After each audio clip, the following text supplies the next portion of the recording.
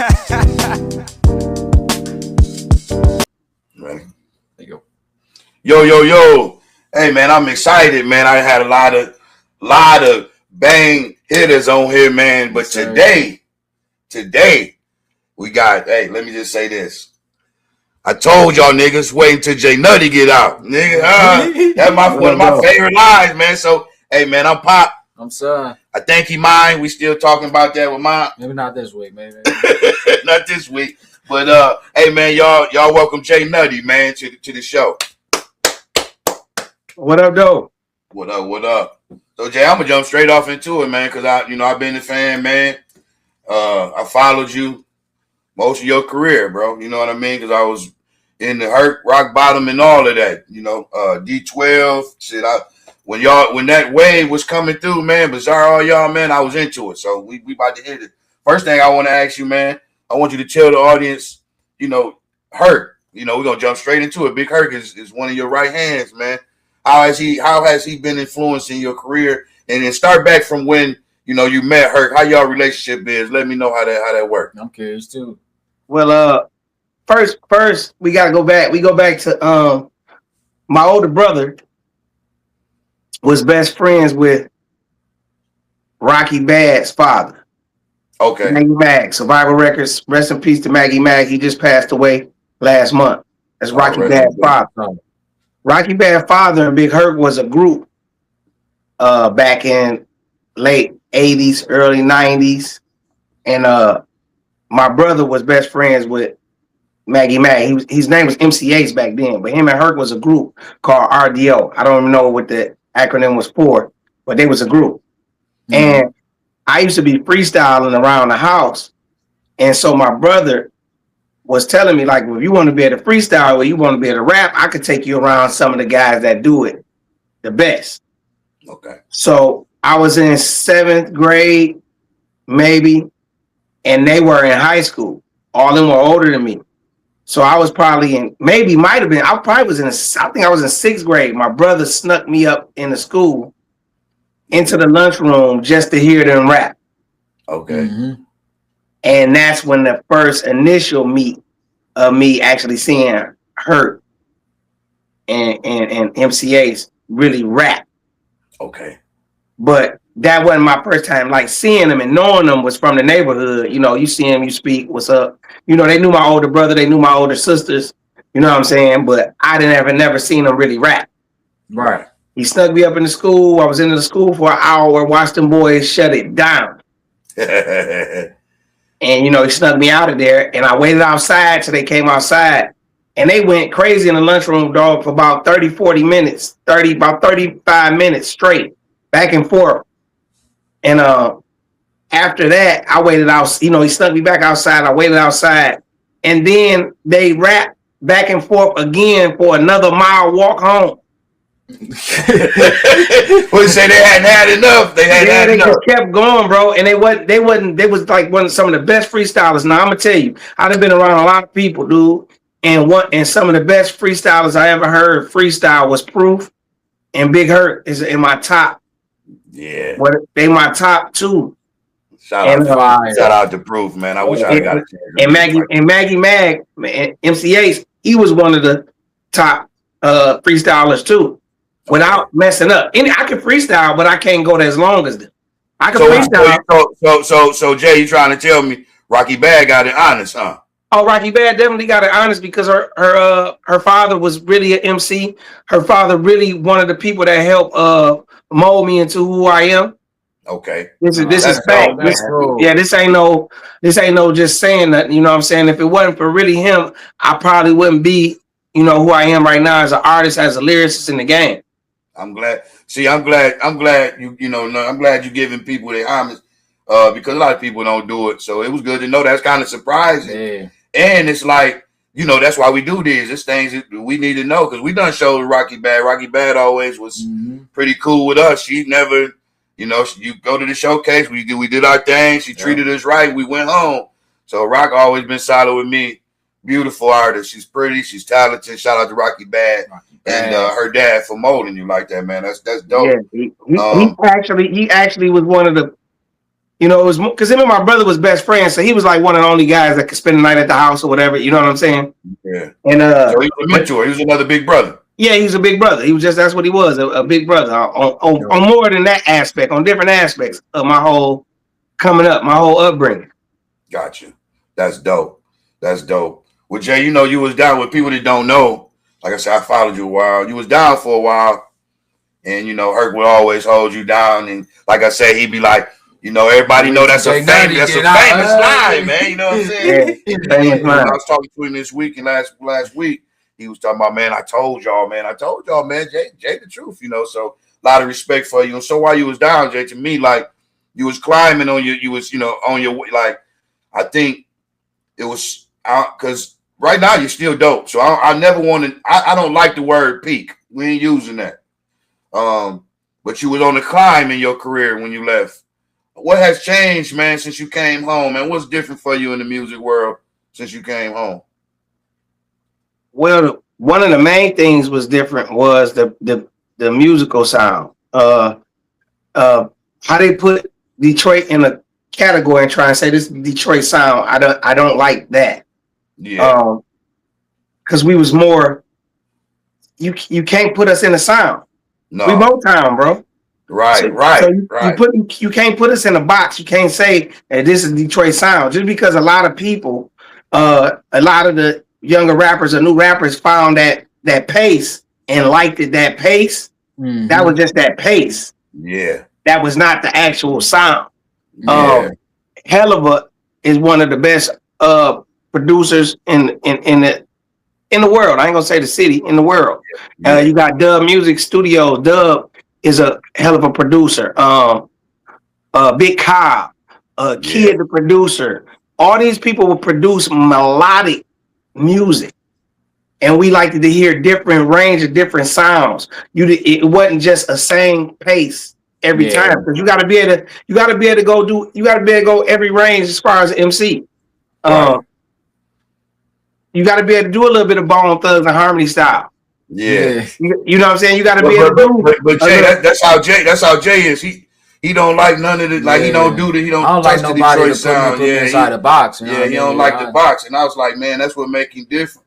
Because Jay, I came home one day. I was like, man, if you gonna be pointing guns at niggas in your videos, you might well don't work with my money, bro. We ain't doing it. He said, no, Dad, I'm going a different way. I'm lyrical. He was about 17, and he was like, my favorite rapper, probably Nas. So I knew he was on to something then. I was like, oh, okay, yep. Yeah, and Nas my favorite, bro. Yeah, Nas my favorite. Yeah, yes, Nas is like, that's my guy. Shout out to Nas. Yes, so it just had been jumped off from there, Jay. So I know that's the thing. When I was, you came home, it's kind of like you ain't skipped a beat. You jump right back into it, and you still dope as hell. And it's like, that's why I asked you, like, what was different, but your transition was good. I see that. Well, and to be honest with you too, like all the new artists, like a lot of the new artists that's popping, the ones that we don't know about, everybody doing their thing. I don't have no ill will or nothing to say, no criticism as far as the new style. It's just that if you can do that style, if you can do that beat, if you can do that pace, you can do a slower pace. I was in studio with Bodie James last week, and Bodie Cole. And it was me, and it was Bodie, and it was Fat Ray, and it was Lil Mike, and we was in there vibing. My man Dave here, we in there vibing, right? Yeah. So Bodie say, "Come on, y'all, we about to get on. We all about to just get on the song and just go crazy, and we gonna do this, we gonna do that." And he like pick a beat, and me and Fat Ray and Mike picked the beat. Bodie went with the totally opposite beat. I like this beat. He picked a totally different beat, and we all had our minds set on one beat. He told us to pick the beat, and then he reneged, and he picked the beat. And the beat he picked was melodic, but it was kind of like not nothing we can go crazy on. It was more of a storytelling beat. Yeah. And he picked that beat, and we all went in there and tripped on it, giving 4, 4, 4, 2, 2, 4, 8, 2, 16, 8. And it turned out to be fabulous. Yeah. So he at that point of the time when he did it, he was like, I told y'all gonna give me my respect. Y'all gonna start letting me know that I'll pick that beat, blah, blah, blah, blah. We didn't see it when he first picked it. but it put us in a different pocket and made us do what he visioned. Yeah. And that was the beat, and that was what he heard, and that's how it came out to be a great song. So my thing is, if you put yourself in the box, you're gonna stay in that box, and you're not gonna be able to step outside of that. Yeah, that's what Helluva told me before. He said, Jay, the reason why I keep giving them these beats is because that's what they want. Yeah. He said, but when you come in here, you kind of construct and make me go somewhere else. Right. And that's what he wants. He said, that's what I need, because it takes away your creative ability when you hear the same 1 2 1 2, just that rhythm. Yeah. And that's what they want. Yeah, I want to work. I'm gonna put that on record, man. You get a chance, Jay. Tell Helluva I'm trying to get in touch with him. I know he's busy. And I think he can, like he's the best in the world, man. He can incorporate the Jay sound. Jay different too, man. Like I said, if you heard his new album, we're gonna share about it. This is about you. We're gonna share about it. And I want you, Jay, I want eventually get y'all on something, man, because he's lyrical. And that's what it's about, man. I like, that's what make a great musician to me, the ear. Everybody, like, you didn't hear it in the ear. Bodie heard it in the ear. He knew what time he wanted. And he put you in that pocket. So that was good. Jay, you still so are you still in the real estate? I see you invest a lot of money into real estate. You still doing that? Yeah, that's one thing that I ain't gonna never stop doing. That's gonna be forever. Got you. And right now I'm in the process of getting my daughter into it heavy. And by the time she get 35, she'll be, you know what I'm saying? She'll be all the way polished. You know what I'm saying? So real estate has always been like a safe haven for me. Okay. A lot of people don't know that it's one of the best assets. The whole world revolves around real estate, the stock market, real estate. You know what I'm saying? Home Depot stock don't move without real estate. Costco. Talk to him, Jay. Education. Costco stock don't move without real estate. Fannie Mae, all these people move on real estate. And to not have a piece of that, you missing out. Got you. Yeah. Got you. When I first came home from prison, let me tell you before I left. Before I left, I had 13 properties and I had 9 regular properties and 4 2-family flats. I came home to I came home to 3 of those properties. After I got indicted, the feds took everything else. Wow. So I was left with 3 properties.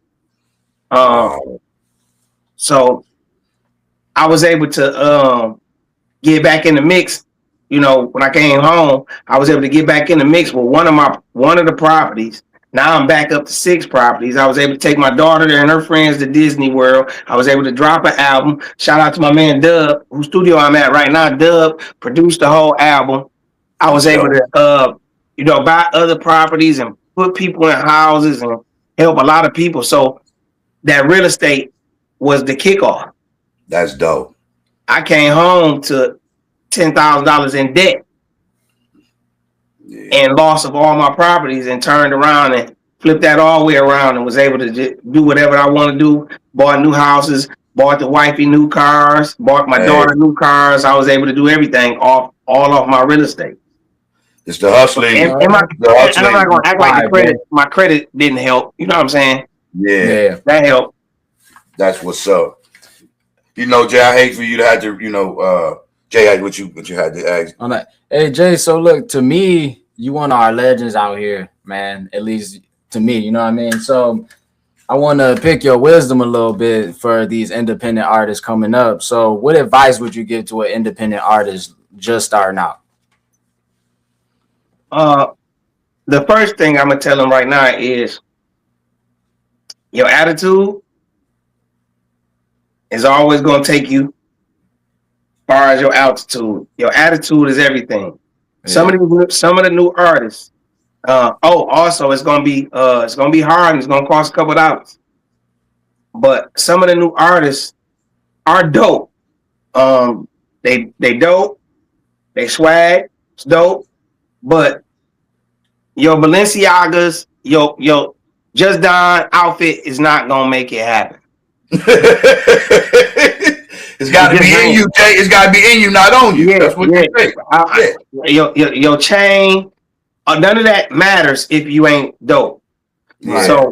So you can come in with your chain on and be fresh to death, but if you ain't got it, if you're not working on your craft, you're not gonna surface or even become in the middle of where you should be.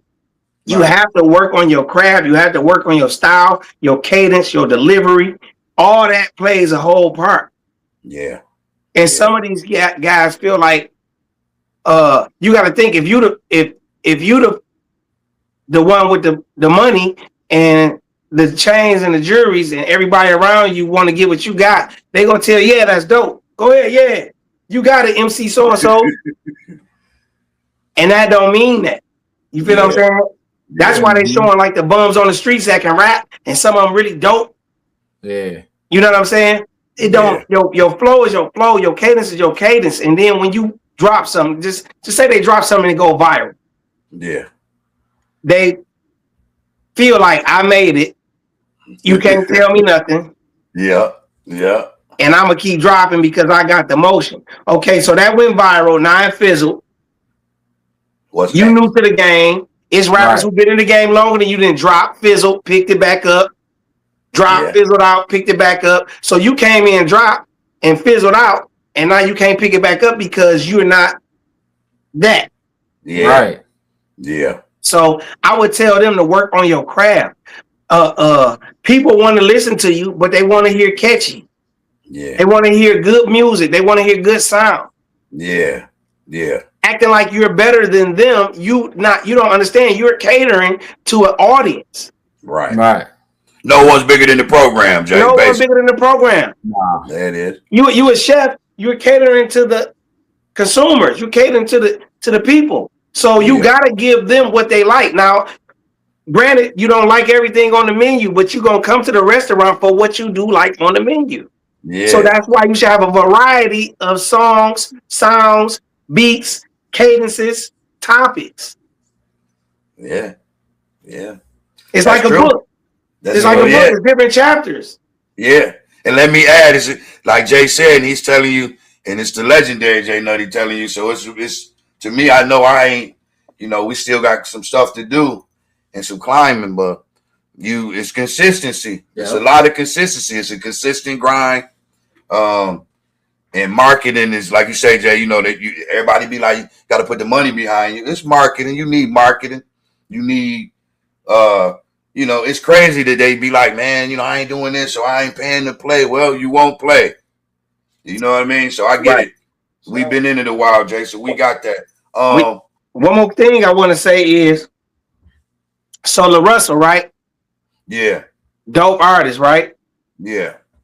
He came up with a gimmick.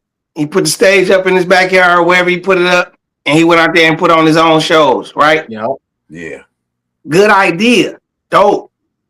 He pulled people to him because his grind was hard. But his lyrical skills is also up there. Yeah. He wasn't just going in the back. He just wasn't saying nothing. He was getting better and better as he went along.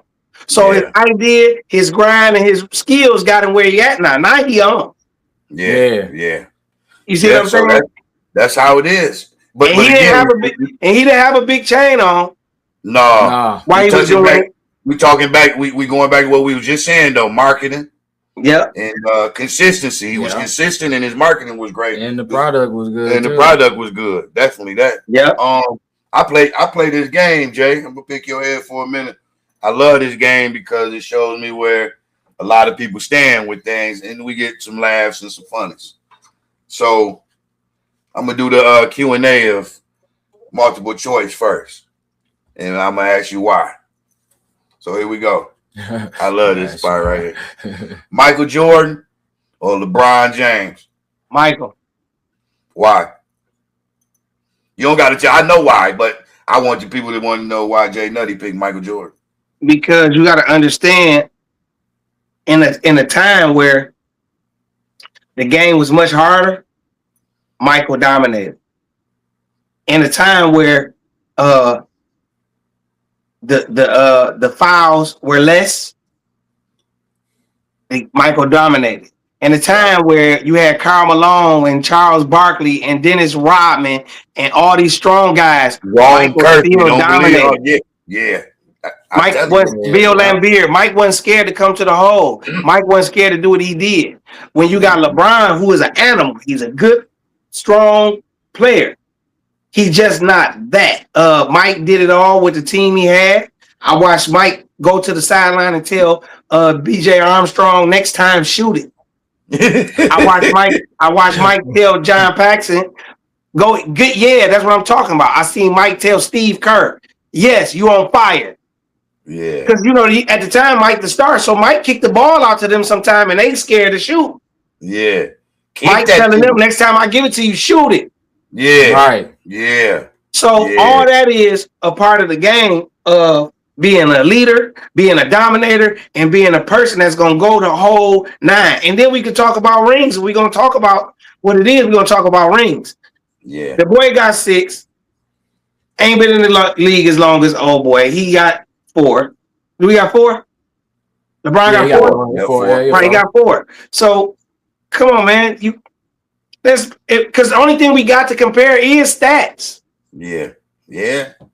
Because they ain't gonna let me add. Jordan was doing that at 6'6", 195. I was about to say, and I believe it was more legitimate 7-footers back then. A lot of those stats came from longevity too. Yeah, and he's been in the league. He's been in the league 100 years.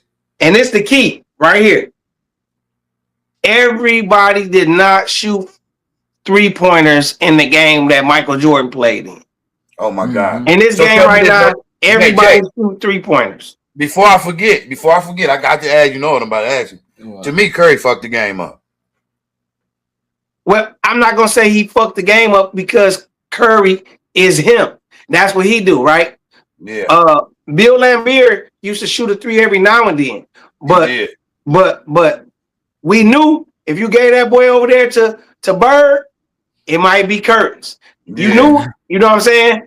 Bird to shoot that boy too, and Bird to come to the hole, and Bird to pass. Yeah, Larry. It's the difference in the game. Magic could shoot that boy. Magic could come down and do something crazy and pass.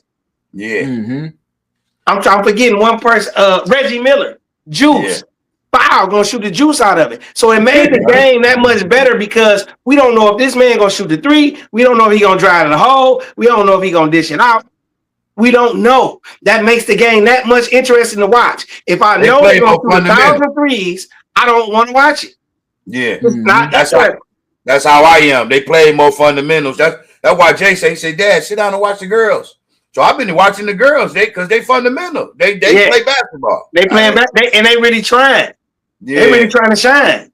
Yeah. So that's a good thing. I don't want to see the center. I don't want to see the center shoot a 3 every time he come down the court. Man, I want the center to get down in the post like Malone used to do, and then dish it off or turn around and spin. That should be killing me. Wemby 7'5" shooting that 3, man. That'd be shoot it though. That's what's funny. I mean, he can shoot it, but he can shoot it, but he ain't supposed to. So I got another one for you. Got a couple more.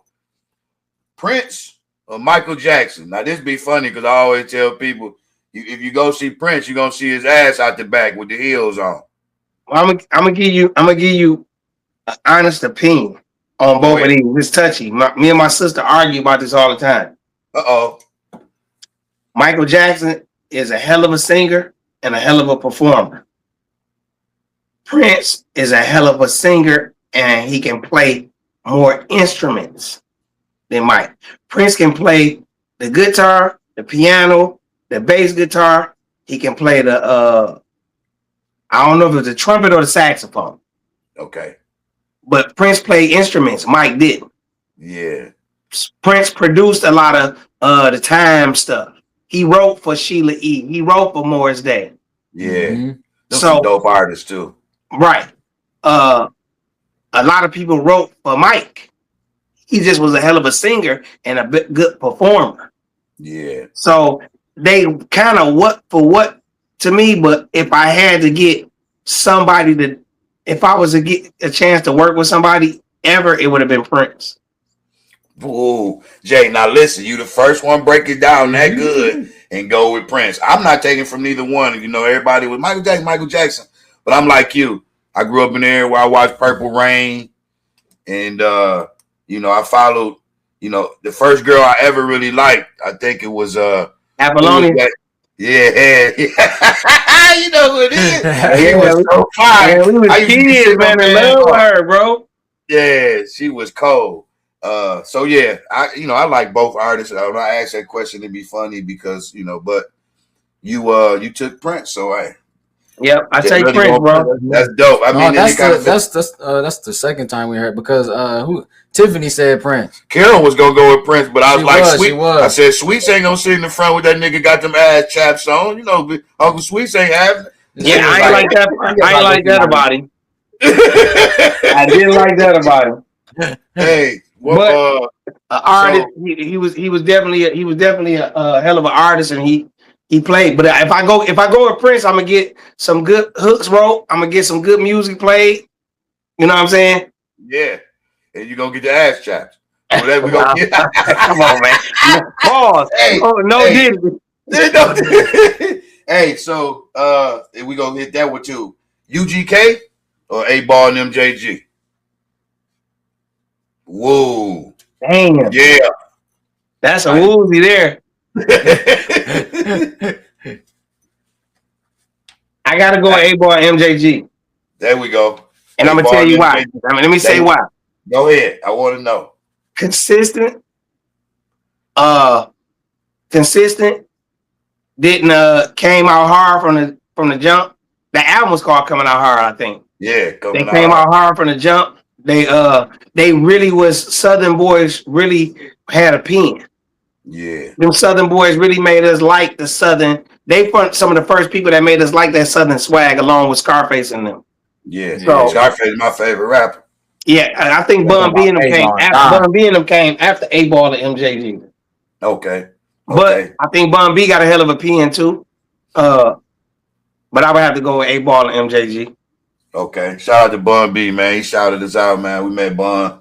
He rock with Jay, man. We rock with Bun, man. I've been fucking with Bun them a long time. Yeah. Bun. Hey, this one right here, first thing coming to your mind, Nutty. Now this one will be good. First thing coming to your mind, P. Diddy. Man. Oil. Man, it's a lot to come to my mind when it comes to P. Diddy. The first thing come to mind, and I'm gonna be honest, man. P. Diddy's a great influencer. Really, I can't say producer. He saw the vision, but all the stuff that came out in the trial made me not like the guy. You know what I'm saying? Gotcha. Whereas at first, I never really was a Puffy fan. I was a fan for what he was able to bring to the table, the groups he was able to bring to the table. But all the groups that he did bring to the table, he ended up working them out of money. So I still was a fan of his ear. Gotcha. But now with whatever he got, all the stuff that I learned about him just made me not like him that much more. Even though I know that they come at every black man and try and break them down and make them be gay or make them be a rapist, or from Bill Cosby to Michael Jackson, they do that. It's a big epidemic on how they try and get the black man to look a certain way. Right. I tried to get away from that, but when you got Jadakiss and them saying he fucked us out of money, and 112 saying he fucked us out of money, and everybody, and Danny Kane and everybody saying he fucked us out of money, then you got a bunch of people saying, oh yeah, Diddy used to get down like that, whatever. What he got going on in his personal sex life, I don't care actually about, but as a person, I don't like him, but I respect his ear. Gotcha. That makes sense. That makes perfectly good sense. I'm on the same page. Sexy Red. Negative. I don't like Sexy Red at all, and I'm gonna give it to you why. Because I have daughters, and I have nieces and little cousins, and I raise my nieces, my daughters, my little cousins to respect themselves, be ladies. My father, one of the best men that ever walked the face of the earth that I know. I had two sisters, And my dad didn't let my sisters do certain things. And even at the time they didn't like it. They did it and they respected his wishes and they did it. So both of my sisters now are grown and they got kids and they both was married, and it ain't five. I can count on not. It ain't even two people out my neighborhood that slept with my sisters. That's yeah. You see what I'm saying? Now, what they did outside my neighborhood, I can never ever say or see. But the respect on my sisters is high. The guys from the neighborhood respect. It was, they was the good girls. They was a part of the good girls of the neighborhood. I got you. You see what I'm saying? My sisters couldn't leave out the house with their hair standing over their head, and my sisters couldn't leave out their house with no bonnet on their fucking head. Oh, I hate that. The same way, with it too. No pajamas you couldn't leave out, and you couldn't walk barefooted outside. That was my dad's rules. We couldn't go outside without a t-shirt or something on, and we brushed our hair, and we couldn't go outside barefooted either as boys. So my dad instilled that in my sisters, and then now I look 30 years later, my sisters got the ultimate respect from every guy in the neighborhood. Yeah. And around the world, but they worked at bars, they worked at restaurants, they worked at convalescent centers, and people respect them. So it was part what my dad instilled in them, and I instilled that same morals, that same type of stuff into my daughters and my nieces, and they're going to grow up with the same type of respect. Sexy Red only cares about making the money. She don't care about. She had a fucking lipstick brand or something brand called Gonorrhea, bro. Yeah. And you putting it on your lips, goddamn. You put it on your lips. This called Gonorrhea. This called Dookie Booty Brown, bro. You couldn't think of nothing else, baby. Right. So you got a chance to get in and make some money and get in, and that's what you came up with. Gonorrhea was talking about the branding. Her brand's just being ratchet. That's her brand. That's her brand was being ratchet and being. But you got to look at it now. So now, okay, we're gonna say 10 years from now, she done built about 25,000-30,000 sexy reds, is what you're saying. Yes. And now you're gonna have. And so now you got them, and then you got the YNs that's gonna play her like everybody else play the girls now, and then we got this shit all over again for another 30 years of same bullshit. Yep. I was just talking about that with Carissa, Young Miami.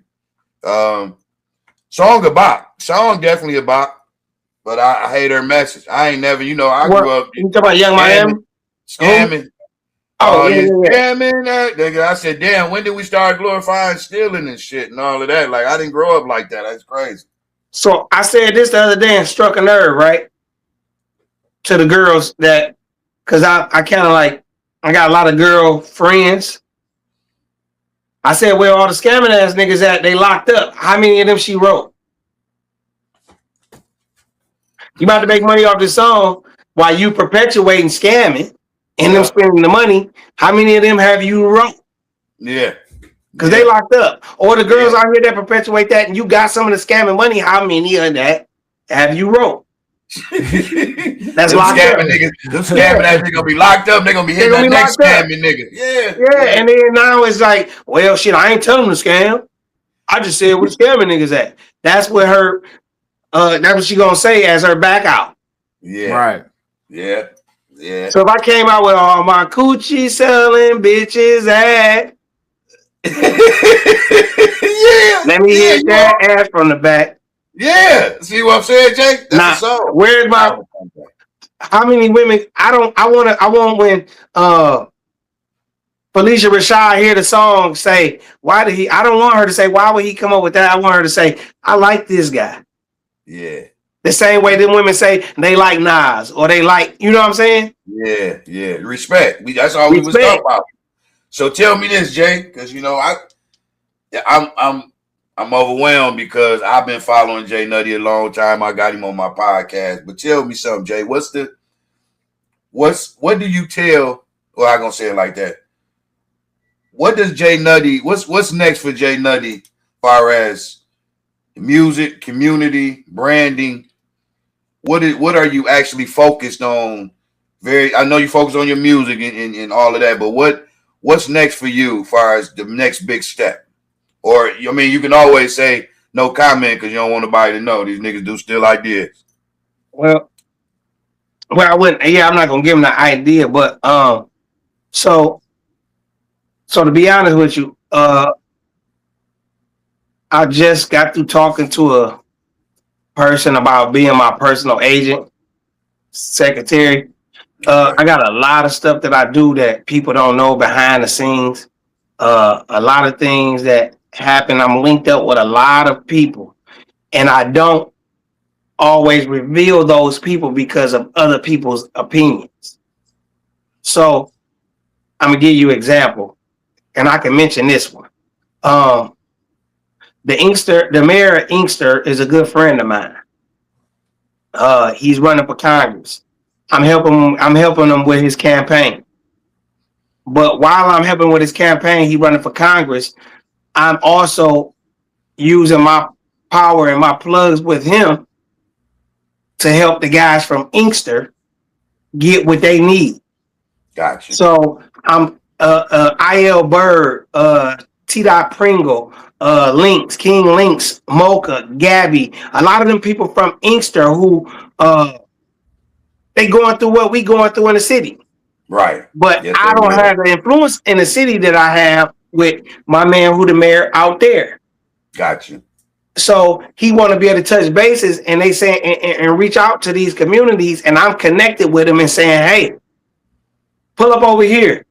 Yeah. And they respected me. They like, Nutty, you done brought the city councilman and the mayor to the block. Yeah. You know, they like, we needed this. At the same time, it shouldn't have took for me to be able to do it, but that's the way the ball bounced. I'm willing to dish the pass off to help them. So right. just last week we met.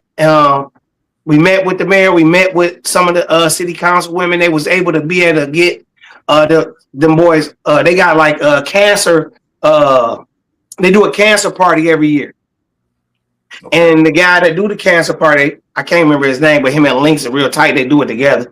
And they do this party every year, and everybody in Inkster show up because one of the founders of it, mom died of cancer. So he do it every year. But he paid for the venue. It's a free party. All the vendors out of the city or you know that he know come. So when I linked him with the mayor and was able to link up with the city council, now he don't have to pay for the venue. They're going to give him a building that's just sitting that no one's using. Wow. And he can throw the party there. Wow. No, that's cool. They're going to give him the security that he needs instead of him having to pay security. And if the security is a street dude, they're going to give him Wayne County security. Gotcha. And all this was able to fly off the word J Nutty being able to, you know, to mingle with them. So them kind of things, I can mention that because that's coming up. We got the Inkster Fair. The Inkster Fair coming up on the 17th. I'm a part of that. I think we in that. I think. Well, the Inkster Fair. Is it that? Yeah, July 17th. It's a rap night, July 17th. July 18th is the R&B night. And then Sunday, July 19th is the gospel night. But okay. I'll be there helping out with the rap night. I'm a rap too. I'm also gonna rap. I'm gonna pay a little respect to a couple people who from Detroit that always tapped in with Inkster. They basically gonna honor me. I'm gonna have Blackface there. I'm gonna have Calico there with me. A couple other people.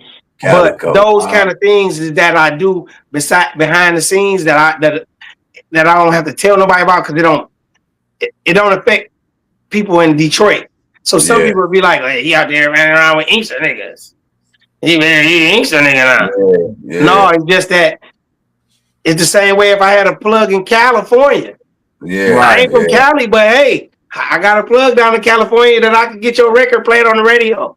Yeah. I'm gonna give it to a person that's in Cali or a person that want to go to Cali. Yeah. So see, the game and the demographics, people be hating, bro. You know what I mean? They do a lot of that. Right. And that's what we were saying when we went to America's Got Talent. We from Detroit, but we being from Ipsy.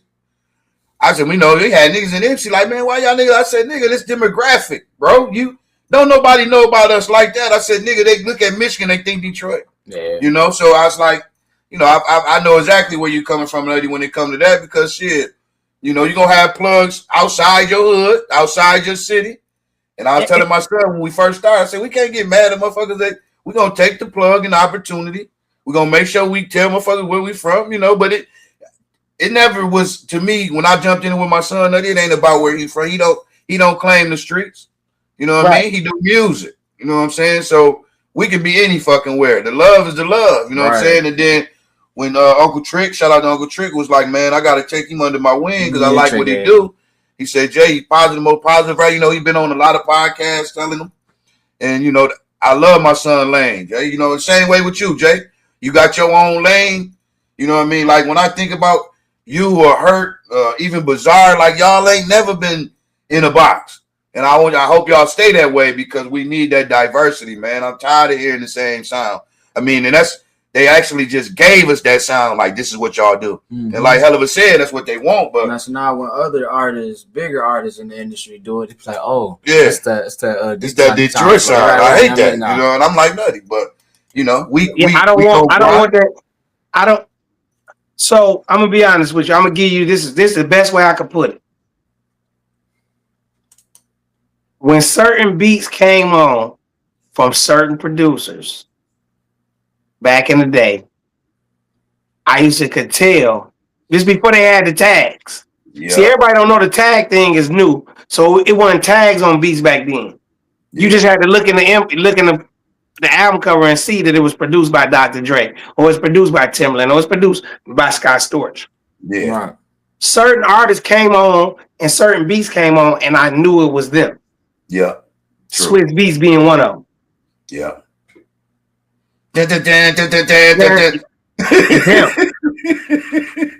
But I was intrigued when I learned that this Dr. Dre.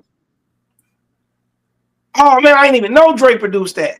Yeah, yeah. Oh, this song. Oh man. Yeah. Like people don't know, I got a song called Me and Her Gangsters Only was produced by Trick Trick. A lot of people didn't know that.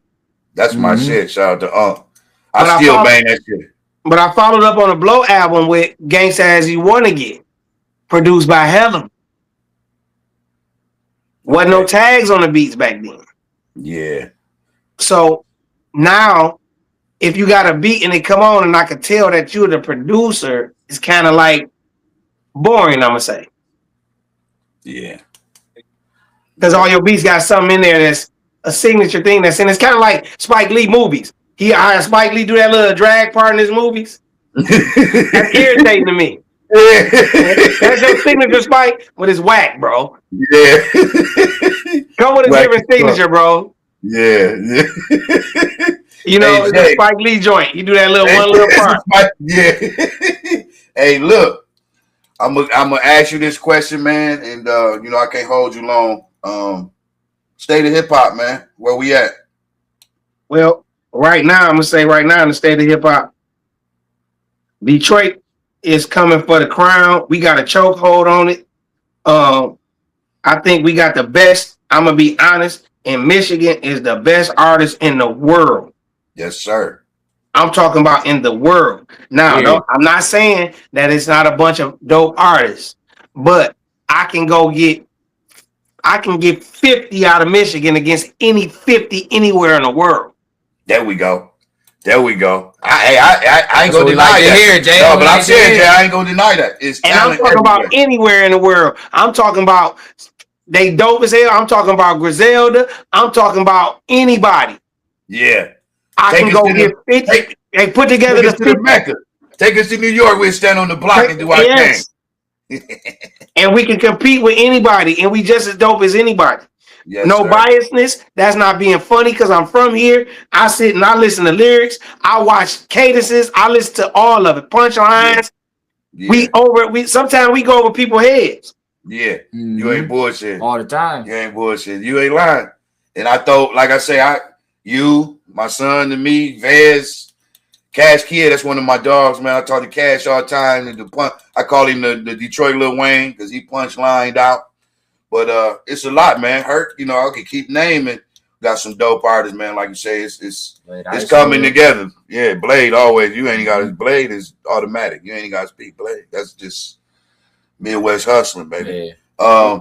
But yeah, you know, Nutty. With that being said, man, I want to continue this relationship, man. You know, when I met, like I tell people, and I'm gonna tell my audience, when I met J Nutty, we was on the set with Trick, and we was doing a video that I don't know when I'm going to release it, but it's funny when it do come out. Yeah, when it do come out, that's a funny video. That motherfucker gonna be funny. But I know Jay was real with me, man, and like I said, I appreciate you, man. If y'all don't know, it's the legendary, lyrical, man, J Nutty, man. Wait. Before we sign off, we got when we gonna get in there, nephew? Oh yeah. Sure. Whenever you ready for me, huh? Yeah, cause if Nas your favorite and Nas my favorite, I'm very interested on what we gonna do. Yeah. Where I'm at right now is at Dub Music Studio. Okay. And this is my in-house producer. He produced my whole album, Irrelevant. Okay. But we always welcome here, like at any given time. Actually, he was our cousin. He been on tour. He been tour with them and all that. So he a hell of a producer, dog. Well, it's on the chopping block, man. You know that Kid J featuring J Nutty or J Nutty featuring Kid J. I know it'll be dope as hell. My son, even if he was my son, I think he dope as. I always be like, man, that shit. I don't like to hear Nutty till he be like, Dad, you want to hear the album or you want to hear the song? No, I want to hear it when everybody else hear it. And he even put some singing on his last album that shocked me. So you know he always touching different things, man. If we can get y'all together in the studio, man, that'd be a blessing. Because I'm gonna accept that as a lot of people can't rock with you, Jay. You know what I mean? And it was genuine when we jumped off. So I appreciate it as a father to want to do something with my son, even come on my podcast, man. It was a blessing to me. I just want you to continue to do your thing, man. Stay out the way. Keep the haters behind you. It's a lot of them, man. It's a lot of them. This game is snaky. You knew about it before us. And we're going to continue to support you, man. And hopefully you continue to support us. And, yeah, you know what I mean? We got the great J Nutty. Hey, man, that motherfucking, I put the post up, man. The post had about 10,000 views, man. Hey, man. About the podcast, man.